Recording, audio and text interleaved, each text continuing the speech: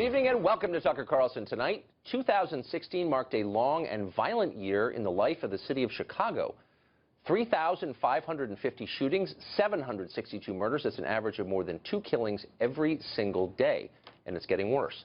This year's death toll marked a 57% increase over the year before. So what is going on in Chicago? Well, to many politicians and activists, the answer is obvious. There are too many guns and not enough restrictions on those guns. But wait, Chicago already has some of the strictest gun control laws in the country, and those laws have not gotten any looser. Could it be that the left's central assumption about crime control is wrong? Joining us now is Joshua Horowitz. He's Executive Director of the Coalition to Stop Gun Violence. Joshua, thanks for coming on. Hey, thanks for having me. I appreciate it. So if you look at the numbers, and I have, there doesn't seem to be any direct correlation between gun ownership and acts of violence. So more Americans own guns than they did 20 years ago, a lot more. And there are far more guns per person in America than there were 20 years ago, and the homicide rate has dropped dramatically. If gun control is the answer, how can that be right? Well, I think we got to talk about some of the assumptions that you made. First of all, gun ownership across the board is not up. Gun ownership concentrated in less individuals is, as you mentioned, owning more and more guns. But here's what's interesting. I think in the last couple of years, you've seen some of the results of our guns everywhere policies in a number of different states, and we're seeing the murder rate and the gun homicide rate go up 14 to 15, and of course 15 to 16. We don't have the final numbers, but we can imagine that gun violence is in fact now going up. So I think we have to sort of look at that and say, what's going on in the United States? Have we loosened gun laws too much? Where are we with that? And I think, as we've discussed, I really believe gun ownership per se has an effect on the suicide rate, but I think that on the homicide rate, you have a much more complex picture. Well then, but wait, I've been told since I was a child that the reason there are so many murders in places like Detroit and Chicago is because there are not enough gun laws, or they're going across state lines to buy guns. If that's true, if more guns concentrated results in more killings, then why do the states with the loosest gun laws have the lowest murder rates, which is true? Well, New Hampshire, Vermont, Wyoming, Maine, Idaho. So that's not true. So there are some states that have loose gun laws that have low murder rates, but there are also some states, for instance, Louisiana, Arizona, South Carolina, with very lax gun laws and very high homicide rates. But the highest, but look, I'm not arguing that there's a direct correlation between loose gun laws and low murder rates. Right. I'm merely arguing that gun control doesn't make us safer. That's pretty obvious based on the numbers. So why are you still running a gun control program? Okay, so let me just give you an example. There's a really interesting study out of Missouri recently. Okay, so Missouri gets rid of their gun violence prevention laws, right? So that they have a permit to purchase law and they have some concealed carry restrictions. Those are all gone. And their homicide rate their gun homicide rate goes up 25%. So the evidence is getting closer and closer. We really believe the evidence is showing that, in fact, a group of gun violence prevention laws, in fact, do lower the homicide rate. Really? And Okay, so Chicago, 3,500 shootings last year, right. 762 murders. What gun laws would have prevented that? So Illinois has okay gun laws, okay? So they don't have the best, they don't have the worst. But what they do have is 60% of their guns that end up in crime come from other states. And those other states, of course, think about Wisconsin, Mississippi, Indiana leads the way there, right? So those guns are coming in from those states with weak gun laws, and they're going across borders, and they're ending up in crime in Chicago. So what we really need to do is to make sure that the evidence-based laws that we think work, background checks, et cetera, that we have them on a national basis, because Illinois is in a But hold on, I've just heard this argument, but so New York City has seen a dramatic drop in gun crime, right? Right, and they have great gun laws. And it's right south of Vermont, which has the laxest gun laws in America. You could get in a car and drive up there.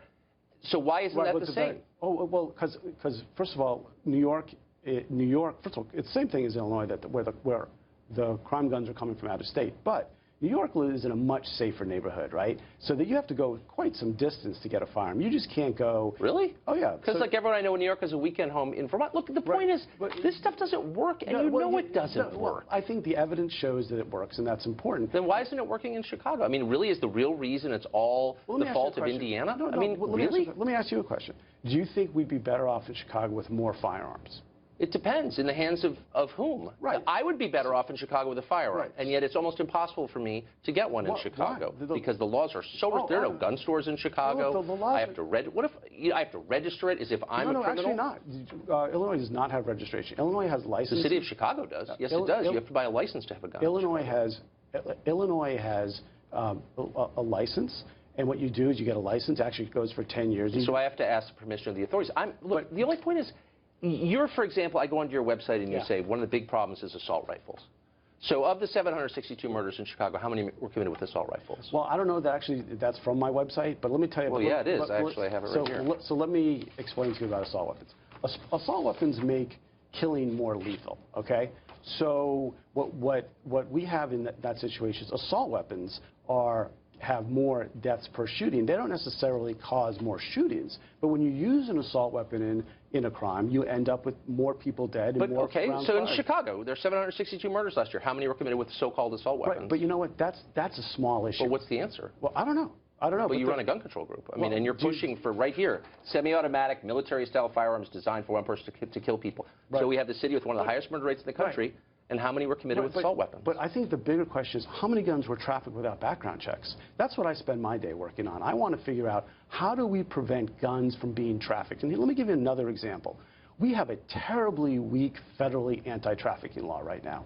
And one of the biggest issues, and I'm sure you agree with me, and this is a bipartisan issue, if you are trafficking firearms, there should be a real penalty for it, and there should be federal deterrence. We don't have that in this country, and that's why a number of Republicans and... You haven't sold me. You haven't explained why a state like Vermont or Maine or Idaho or Wyoming or Texas, where I can buy ammunition at a gas station, have such low murder rates. I'll tell you why. Because their crime rate's low. So here's why are the crime? I mean, so in other words, there's no direct correlation. This is the only point I'm making. I realize this is a complex question. It is very complex. But gun control is held up by the left as something we could do. We just don't have the will because the evil NRA is stopping us. And the truth is, there are more guns than people in America. If we passed every single law you wanted, do you really think that the murder rate in Chicago would drop? Yes, I absolutely do. You really do? I do, because the states that are supplying guns to Chicago would be forced to do background checks. We'd had a trafficking law. It would make it so much criminals, many of these guns come from theft, as you know, or they're sold between people who don't obey the law. So these people are, by definition, beyond the reach of the law. A little naive to believe that they're going to obey these laws. Oh, yeah. I'm not. It's not that. It's on the law-abiding gunner, right? Here's the thing. Right now, you can transfer a firearm completely above board. You can go on, sell it on an internet site or whatever, to someone without doing a background check. That person may be a criminal, may not be. But here's the thing. We want to make sure that the law-abiding gun owner is not transferring into the criminal market. The law-abiding gun owner is will do the right thing, but it's really the issue of how do we not transfer guns. Well, what if the law-abiding gun owner wants to own what you called a military-style assault weapon? Yeah. Okay. Why can't he do that? And second, what is a military-style assault weapon? So let me give you the definition first. So it's a center-fire rifle, right? Okay, with a detachable magazine. Okay, so above a .22 caliber, center-fire detachable, right? With a grip below the stock and something on the front to hold it. So those are the definitions of assault weapon. Well, that's not so different from my .30-06. A deer rifle, so why? It is different. Do you have a thumbhole stock on that and a detachable magazine and a... Yeah, it's got a detachable magazine. But does it have all the other items? Now, let me tell you why. Who cares what the stock is like? I mean, this suggests you don't know much about guns to me. I think it really matters, and I think maybe you haven't shot... Have you shot an AR-15? Yeah, I own one. Okay, great. So what's important about an AR-15? Important about an AR-15 is you can keep your barrel, you probably can do this, your muzzle on the target round after round after round. You don't have to reload. It's meant to kill people. So here's what I think we should do. If you own one, I think we treat them the same way we treat machine guns. And people, the NRA says all the time, machine guns don't cause any crime. Okay. I believe, and this is a bill introduced by Representative Cicilline from Rhode Island, that we should treat them just like any other Class 3 weapon and have the same procedure. But it's a distinction without a difference. Let me just ask you one final question. Yeah. What round do you think is deadlier? The .223 that fires from the military-style assault weapon, or the .30-06, or the .30-30 conventional? Well, I know which one's more. I mean, I know which has more power. So the .30-30 obviously has more power, but .223 goes at a higher velocity. Okay. No, it's serious, and it's meant to be anti-personnel, and you can put lots of them in the cartridge at the same time. 223 is an anti-personnel round. I'm not going to argue with you. Rifle rounds are powerful, too.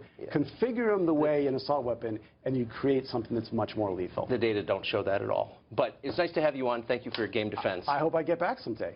Nice to see you. All right.